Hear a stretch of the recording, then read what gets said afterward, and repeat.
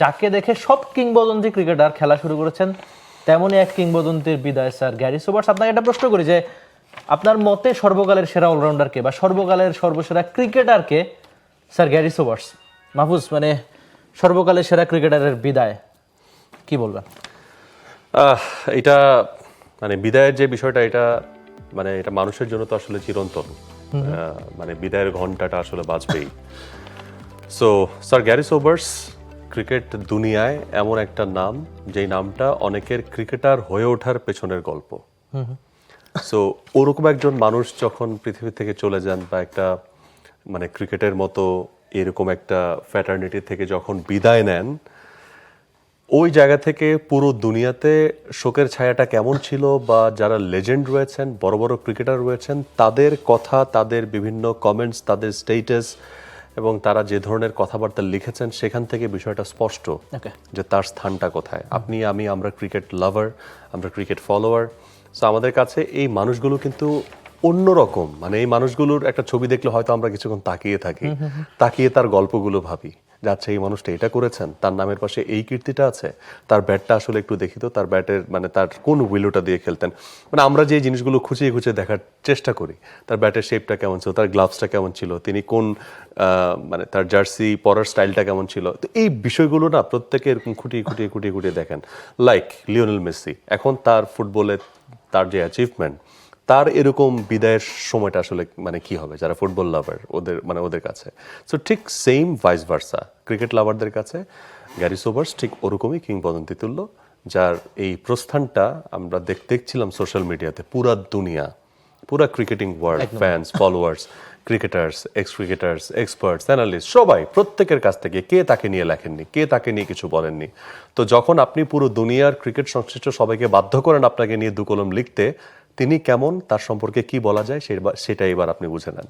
একদমই, আমরা ধীরে ধীরে সেই আলোচনাগুলো করব। তবে কেন তিনি সর্বকালের সেরা ক্রিকেটার, কেন তিনি সর্বকালের সেরা অলরাউন্ডার? মানে মাহফুজ, আপনি চিন্তা করেন যে উইকেট কিপিং বাদ দিয়ে ক্রিকেট মাঠে যা যা করা সম্ভব একজন মানুষ সবই করতে পারতেন। ফিল্ডার হিসাবে খুব ভালো, পেস বোলিং, স্পিন। ব্যাটার হিসাবে তার ব্যাটিং গড় কত? 57 আশেপাশে।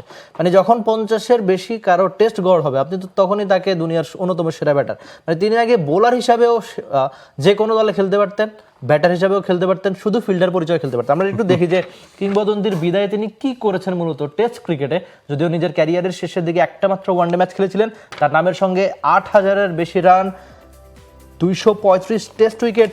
যদিও তিনি 93টা ম্যাচ খেলেছিলেন, 26টা সেঞ্চুরি, 5 উইকেট নিয়েছেন 6 বার। এবার একটু দেখি যে ক্রিকেট মাঠে এই গ্যারি সোবার্স কি কি করতে পারতেন, কেন তাকে সর্বকালের সেরা ক্রিকেটার বলা হয়। যে বাহাতি পেস বোলিংটা করতে পারতেন, রিস্ট স্পিনে খুব ভালো ছিলেন, দুর্দান্ত ফিল্ডার ছিলেন, বিশেষ করে স্লিপে ব্যাটার হিসাবে অন্যতম সেরা ছিলেন, যেটা বলছিলাম 57 ব্যাটিং গড়।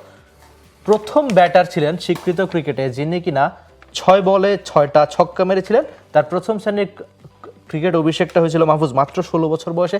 ঠিক 1 বছর পরেই তার টেস্ট অভিষেক হয়েছিল, তখন তার বয়স ছিল মাত্র 17। প্রথম সেঞ্চুরিটাকে বানিয়েছিলেন নিজে প্রথম 300 রান। মানে এটা আর কোনো ক্রিকেটার এখন পর্যন্ত করতে পারেনি। প্রায় 34 বছর টেস্ট ক্রিকেট ইতিহাসের সবচেয়ে বেশি রানের ইনিংস তার নামের সঙ্গেই ছিল। প্রথম 6 বলে 6 ছক্কা মারা ক্রিকেটার, আইসিসির বর্ষসেরা ক্রিকেটার এখনো তার নামেই দেওয়া হয়। হয়তো সামনের দিনগুলোতে যতদিন ক্রিকেট থাকবেন, স্যার গ্যারি সোবার্স থাকবেন। এখন পুরো ক্রিকেট দুনিয়া মাহফুজ কি বলছে, কে কি ভাবছে, সেটা আমরা একটু ধীরে ধীরে দেখি। বিশেষ করে আইসিসি থেকে আইসিসির সভাপতি কি বলছে সেটা আপনাদের একটু দেখাই আমরা।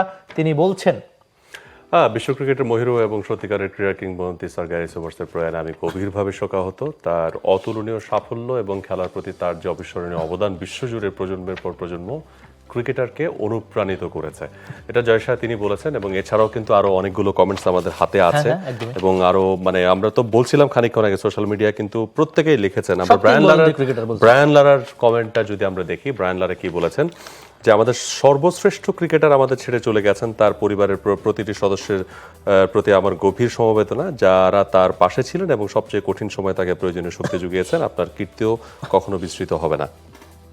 এরপর আরেক কিংবদন্তি ব্যাটার যাকে অনেকে দুনিয়ার অন্যতম সেরা ব্যাটার হিসেবে মানেন, সচিন টেন্ডুলকার, তিনি বলছেন যে স্যার গ্যারি সোবার্স আর নেই। এটা মেনে নেওয়া সত্যি খুব কঠিন। বছরের পর বছর আমাদের কাটানো স্মৃতিগুলো মনে করছি তিনি সবসময় অসাধারণ অমায়িক ছিলেন, তিনি সত্যি ছিলেন একমাত্র ও অদ্বিতীয়।